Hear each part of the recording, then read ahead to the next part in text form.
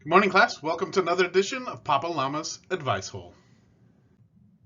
Okay, so today we are going to learn how to organize and clean free stock market data that we downloaded from Yahoo Finance. I made a video about that previously, which I will link in the comments below and at the end of this video if you want to learn how to download the data. But now that we have the data, we're going to talk about how to organize it, how to clean it up so that we can use it for analyzing in a future video. All right, let's get to it. And like always, Papa Llama's Advice Hole is just for entertainment, a little bit of education, and a whole bunch of fun. All right, so let's get started here. So the first thing you want to do is go ahead and go into your Google Drive and open up a new Google Sheets website in the folder that you want the data to be stored in. And when you open up Google Sheets, you're going to be presented with a sheet that looks like this. Let's just take a quick tour and look at what all these lines are and what all these blank rectangles mean, and then we're going to go ahead and download. We've already downloaded the data, made the query to the bigger database, but what we want to do is import the data that we have saved on our hard drive into Google Sheets. So that's what we're going to do today. So first, a few things. Go ahead and take a look at this top line here. Whenever you open a new Google Sheets, the best thing to do is just go ahead and put a title into it right away. What makes up a good title? It has to be something short but contain as much information as possible, such as who, what, where, when, and how. Probably not how. In this particular case, we downloaded 1 month's worth of stock prices for Wendy's restaurant corporate company, and that's what we're going to be working on with the data cleaning exercise here. So a good title would be who. That would be Wendy's company. What is it? It's stock data. And when is it from? It was the month of September from the year 2022. And you hit enter, and there you go. Great thing about Google Sheets is everything is saved to the cloud, so you don't have to worry about hitting that save button. Next thing that we want to look at is this star here. Since we're going to be using this database frequently, I would suggest going ahead and clicking on the star and making it yellow. And basically what this does is it puts the data into your star folder. So now you can easily find it on your Google Drive, and you just one click to get into it. Now you have to be careful. You don't want too many files that are starred. I would only star the folders that you're currently using, let's say for the next week or two. And then once you're done with the file, you can go ahead and unstar it. It'll still be saved, but it just won't be in that special starred folder. Okay, so let's go ahead and look at this next line. This next line is what I call the text ribbon. And the reason I call it the text ribbon is because you have these words in text: file, edit, view, insert, format, data, tools, extensions, and help. We'll go through these over time of what each one does, but these are just overall commands that you give to the entire database. So we could go to file, you could create a new file, you can open up an older file, you can import some data, email it, rename it, delete it, all these overall commands for the entire database. And this, I do want to make a quick reference. If you open up some data in a worksheet, in a spreadsheet like this, and you see a green sheet here with this waffle logo, that means you are currently in Google Sheets. If you see a green X or a background with a white X in it, that means you're in Excel, which is Microsoft's version of Google Sheets. Okay, so that's just some eye candy to quickly recognize which program you're in. The reason it's good to know is because they're very similar and you can confuse the two, especially if somebody sends you data in one format and you're used to working in another format. Okay, let's go to the next line here. This is what I call the icon ribbon. And the reason being, there's a bunch of icons there. Now, each of these icons is something that will help us format the data and make it look good, or help us write a formula, or help us manipulate the data that we're going to put into the spreadsheet. Okay, and then when you look below that, what you see is this next line. And this next line, there's two important things here that we'll probably need to know. The first one is, it's kind of like an address or like a mailbox. It tells you where your cursor is. So if you look down here, this is the main spreadsheet here, and you see a bunch of rectangles. Each of those rectangles are called a cell. Each of those cells have an address. For example, this cell that that's highlighted in blue, the address is considered to be B4. Why is that? Because it's in column B. And the column is something that goes up and down. N4 is the row number.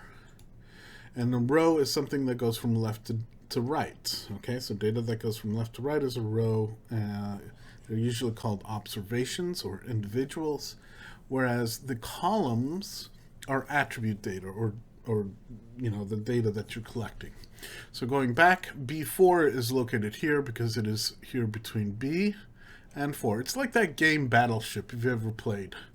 So you could click on the location, it tells you what cell that is. Now when you look at it up here in the mailbox, it just basically tells you where your cursor is. So my cursor is currently at B4. Now it's at D6, and you can see that it changed up here. Now right next to what I call the mailbox is this area here. It's great for writing formulas, which we'll get into another video, and getting some quick attribute data about what's going on with the formulas within these cells. But again, that we're going to worry about the future. Okay, we talked about the overall structure of the Google Sheets. We have columns, we have rows, we can insert all this data in there. But if we go ahead and look at the very bottom, I want to mention one last thing. This program is called Google Sheets. It's plural because that means that you can have more than one sheet. So for example, with the data that we downloaded, I said it was 1 month's worth of Wendy's company data. So that was September. So this sheet can be called Wendy's September data. We can rename it. And let's see, we can hit duplicate. So now we have, actually, let me go back here real quick. There's a way to add a sheet. Oh, here, if you press this plus, okay, so now you have sheet 2, sheet 3, sheet 4. So we can theoretically name sheet 1 Wendy's September data. Sheet 2 can become Wendy's October data, November data, December data, and so forth and so on. So you can see that there are different sheets of data within this notebook or spreadsheet. Okay, so we're just going to work with sheet 1 right now. We're going to go to the very first cell, which is A1. And what we're going to do is go ahead and import the Wendy's data that we already downloaded. The best way to do it is go to File, go to Open. Okay, and you could go to the database called wen.csv. It has this blue icon with a bunch of rows highlighted there. Double click it, and you'll get this black screen. You see it's all blacked out, but one thing that it does is it just kind of highlights the data there. But we want to open it with Google Sheets, okay, because then we get all the functions. It takes a while to think about it, and there we go. There's the data. Okay, so the data is great. It gives us a lot of information, but the truth is that it's really, really hard to read. So let's go back and let's go over our steps. Remember I said let's rename it so that we know exactly what it is. WEN is the ticker. Okay, so we want to change that to Wendy's stock data September, the year is 2022, so that we know what that is. Okay, We're going to go ahead and start, so it goes into our star folder so we can use it again next week and future weeks. And one last thing I wanted to do is come down to the sheet's name, and we're going to call this one September. We can rename it and call it September Data. And if you want to, you can just to find it easier, we could change the color. Let's make it a nice purple blue here. There we go. Okay.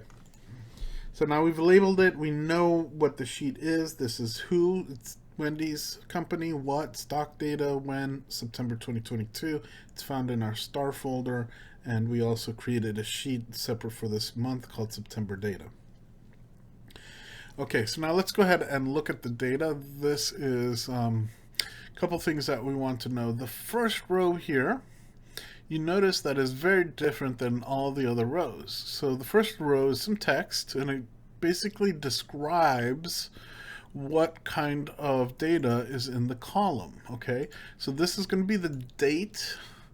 This is the label called the date, and all these are the dates in which the stock market was open and closed and some shares were traded. And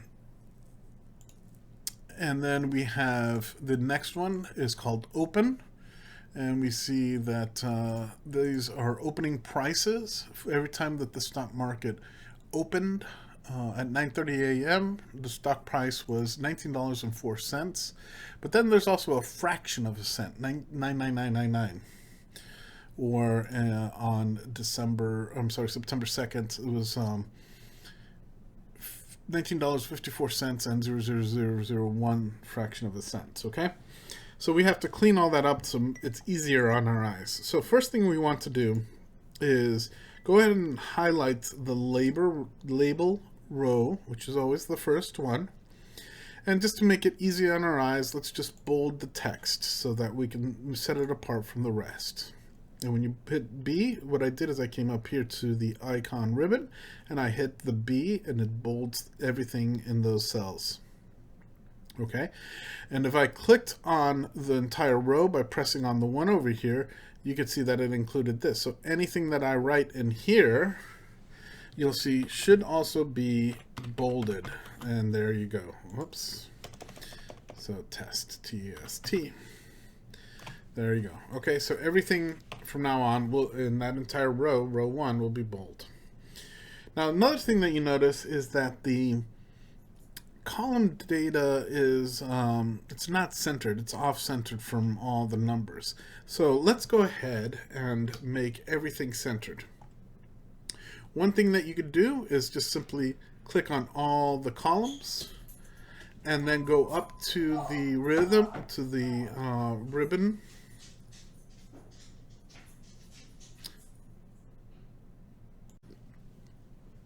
And you find the icon that looks like this. It's 3 or 4 lines going down with a down triangle next to it. It's called horizontal line. Go ahead and click on it and then pick the middle one called center. And if you look at it, all your data jumped to the center.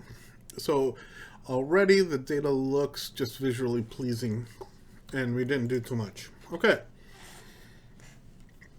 Next thing we want to do is look at these labels and make sure that they're as descriptive as possible. So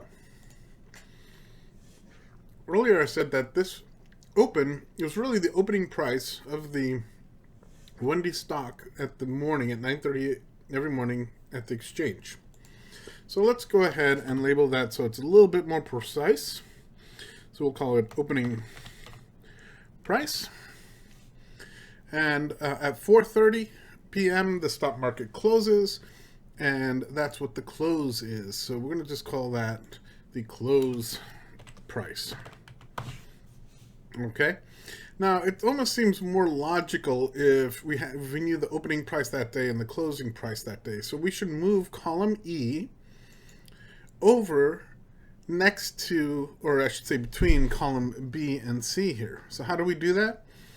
We go ahead and we click and let go of the letter, and it highlights the column. Once it's highlighted, then you click again and hold, and you bring the column, shift the column over to the left. So you're still holding it, brings it over one more time, and you'll see this dark line that appeared between columns B and C. That means that's where you're inserting it. So once that dark line gets there, you could let go, and there you go.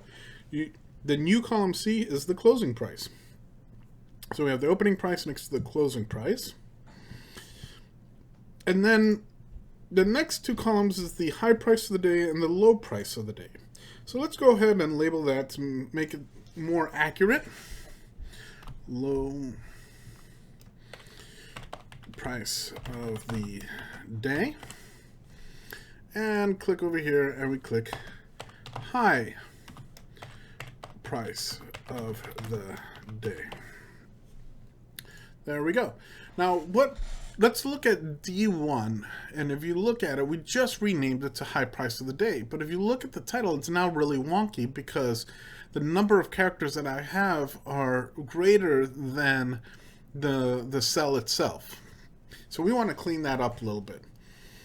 The best way to do it is go ahead and click on the cell, go back up to the icon ribbon, and before we use this horizontal line, keep going over to the right where it says text wrapping.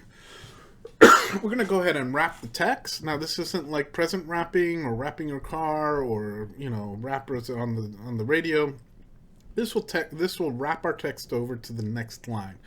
So as long as your cell is highlighted, go ahead and press that and press the wrap button, which is the middle one, highlighted in green there, and come back here and look what it did. So it basically made the text fit into the cell by increasing the width of the cell.